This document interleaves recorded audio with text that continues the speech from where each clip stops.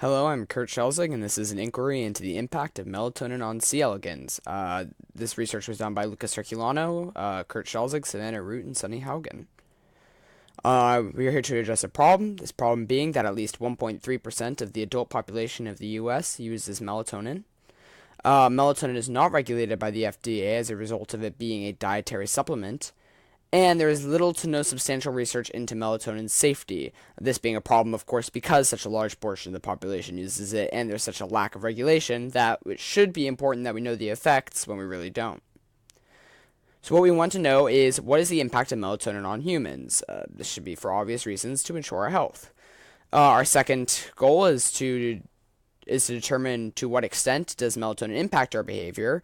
Should it impact our behavior? This is to see what impact it may actually have. Should it have one? And how much melatonin does it take to have an impact if one exists? This is to determine if there is no benefits to melatonin, if there is any benefit to melatonin, what the effects may be, and if there is a safe dosage. To this end, we are using Carbohabitus elegans, or C. elegans for short, to emulate a human, thanks to their similar genetic traits. They share a lot of genes with humans, and they would be very similar physiologically to humans. We're going to treat with melatonin solutions that are about the same concentration found in the average adult male's blood after one pill is taken. So that's what we'll be referring to as full or 1 times concentration, which is the equivalent of 1 milligram per every 1,000 milliliters of blood. And we're going to do the same thing with a 1/2 concentration, being 0.5 milligrams per 1,000 milliliters of blood, and a 2 times concentration, being 2 milligrams per every 1,000 milliliters of blood. This is to the end so we can see if there is any risk that may come from having a lessened dose, see if there's sort of any impact there, or to see if there's an effect coming from an overdose or a double dose, to see if there's any negative effects there along with the standard dosage. This is mostly just to get a full understanding of what the range of melatonin impacts are. We had to include some additional factors into this. So our first set of pills in each of those concentrations were dissolved in water, and then we dissolved a same set of the same concentrations in hydrochloric acid along with our controls. This is because it is inside of the melatonin pills. There is cellulose, and we were unaware of if the cellulose actually encased the melatonin chemical inside the pill or not. So we had to determine if it did that or if it didn't. So we decided that we would dissolve it in hydrochloric acid, and we could observe the effects and see if they were similar or different to determine if the melatonin was preserved inside of the cellulose as a preservative.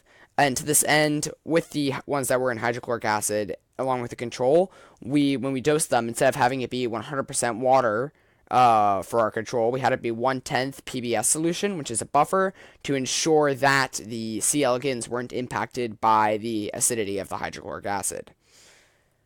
So after doing that and observing the impacts, we were able to see our results. So as you can see in our results, you can break it down into quite simple terms. You can see clearly that the 0.1%, or the standard dosage of melatonin when included in the hydrochloric acid, had not only the highest observable rate, but also the highest amount of observable abnormal behavior.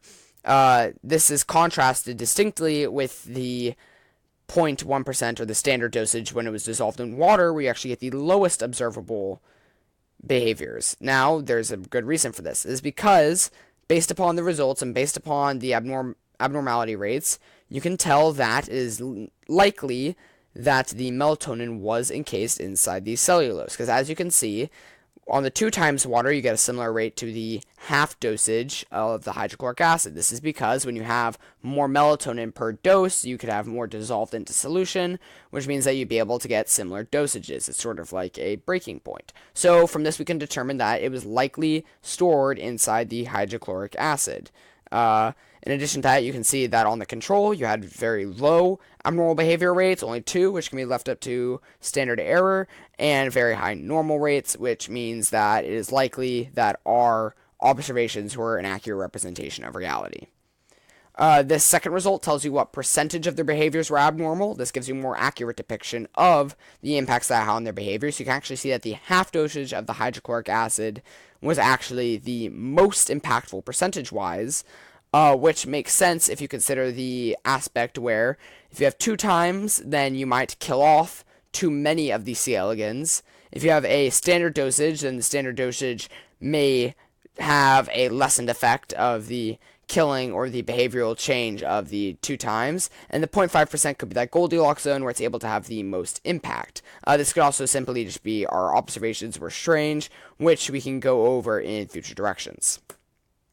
An analysis shows that there is a large corroboration between the dosage and abnormal behavior as shown above. You can clearly see that as you get higher dosages, you do get higher rates of abnormal behavior in the water, and when you get into the HCl, you get lower rates. That is a corroboration which can be seen. In addition to that, the p-value does show that there is a similarity with a 99.9% consistency. Then you can also see that higher rates of abnormal behavior in those dosed with HCl, the abnormal behavior being both sporadic and slothful movements, and that also proves our hypothesis that the melatonin may be included inside of the cellulose containment. You can also see that the melatonin, when treated with acid, had a behavioral impact on the C. elegans, which shows us that undoubtedly that there is an impact that melatonin has on these C. elegans, at least from what our research can show us. So the impact of this being that melatonin would have an impact, because C. elegans are like humans, and C. elegans react to the melatonin, is likely that humans would have a reaction to this melatonin. But further research must be done to determine the positive or negative effects of this. So essentially all we were actually able to determine from our experiment, thanks to our limited scope, was that melatonin does have a significant impact on the person who takes it, and when considering how it's physiologically dosed, the impact is a larger percentage than half or full dosage. Our current dosages are incredibly impactful. This leads us on to future directions, which actually be to research the direct impacts it would have on humans, be it good or bad. This can be done through clinical testing or through further C. elegans testing. This would allow us to determine more in-depth effects, and if there's a necessity to regulate or to investigate more upon melatonin. We would also like to see the more details on the encasement method of the melatonin, potentially just testing with direct stock 100% melatonin as opposed to our dilution through standardized pills, so we can see if it is simply the chemicals that are inside of the medicine that is causing the reaction, or if it is actually the melatonin. We would also like to repeat this research more and more in the future to be able to determine if the things which we observed are an accurate representation of reality. This can be most important when you have that 0.5 and standard dose on the hydrochloric acid dilutions, which were very close, and it can become very, very important and very, very impactful to determine the side effects which those may have, and if there is a difference. This may just be an outlier study. We were only able to conduct one study, so outliers can occur. And finally, we'd actually like to publish our findings should we find anything important, so that way we can invoke regulation amongst activists.